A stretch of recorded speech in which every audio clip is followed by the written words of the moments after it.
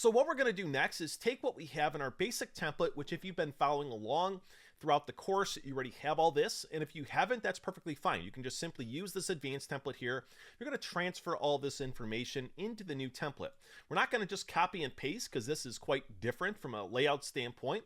And what I wanted to note here is just a couple changes that I've made. So you'll note here in our investor rounds. And so here we're able to lay out our investor rounds.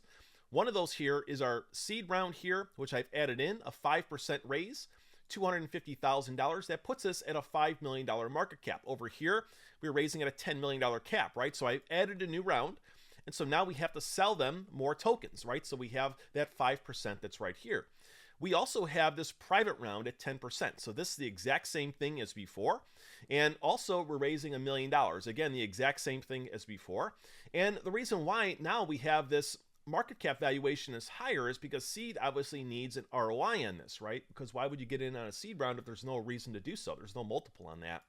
And finally, we have our public round, all right? This is the tokens that we're going to sell to the public at 10%. And we have here a capital raise of $2 million at a $20 million valuation. So if we thought about this, and here investors are essentially getting a 4x, here they have a 2x, right? And so you can understand now that as we set this up, there is an ROI to these different rounds. And that's also extremely important. We have a total then of tokens we're selling to any investors, public or otherwise, of 25%, which you can see here. Also, now we go into this different allocations here. Here, you just take the same information and copy it in and paste it in towards the top section here. We set up our cliffs here, 6 and 18 months. Note here, it says 6 and 24. So here it says 6 and 24 for our private sale, for our cliffs and our vesting. Here we went 6 and 18, and there's a reason for that. I'll explain in just a minute. We also have linear distribution. It's monthly, and there's nothing unlocked at TGE. Our private round, we have here 10%, same as before, same vesting as before. All this, the exact same as previous. Our public, the exact same as previous. Our marketing, the same as previous. And you can see these settings right here. Go ahead and put those in. Same with development. Our treasury is a little bit lower. Note we had 28% here. Now we're at 23%. Well, that's the 5% we needed for this to do the seed round. Okay, so we had to pull that from there. And we also have our team allocation. Nothing has changed here. Our DEX liquidity of 3%. Centralized exchange liquidity at 9%. And our staking rewards are at 10%. All this, by the way, is the same as the basic template, except for where I've noted it. So go ahead and put all this information into your spreadsheet. The next thing you're going to do then is make sure you also set up all this. So you want to make sure this says $20 million. This has $1 billion total supply. This can be the name of our example token here. And we also have the total funding then. It adds all this up so it knows how much we're receiving in funding. And you will note the $2 million raise for public. You definitely want to put this number in here of $2 million, and then this right here will automatically calculate itself off of this, okay? So now you're ending up with essentially all these settings except for one last little thing where you want to take your liquidity, and here you'll note we have 30% right here, and so you also need to put 30% right here. Now, this should all be set up largely with how we have configured this.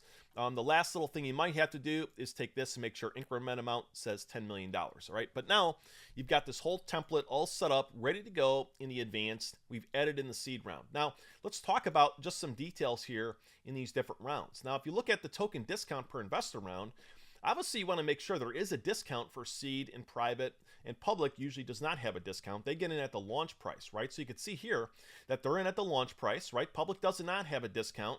Private has a discount, and seed has an even higher discount, right? And this is really important stuff because you want to make sure that you actually have discounts for each of these rounds, right? Otherwise, it's not worth getting in early. It makes no sense. That's also why we've also changed the vesting schedule a little bit as well. And I've made this 18 and this is 24, right? So if you're in early, there's an incentive. You have a little bit of a shorter vesting schedule. That's what we can see here in this chart as well. You'll notice that this vesting schedule is shorter than this one, right? And so you can also note the cliff in the full vesting period, right?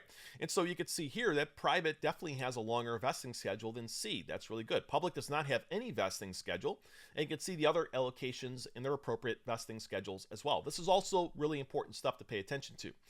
The allocations here, this is much like your pie chart, but it's a little bit of a different view. You can also see how much we're actually allocating these different allocations. In the next video, I'm going to talk more about that. We'll talk about selling pressure.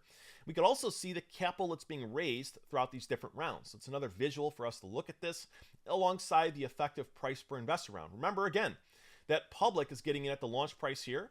And so we want to see this increase from our different rounds, right? That where there's advantages for being in early, ideally in these different rounds. All right. So we also have your pie chart over here. This is a normal pie chart, which you'll find pretty much every single tokenomics model.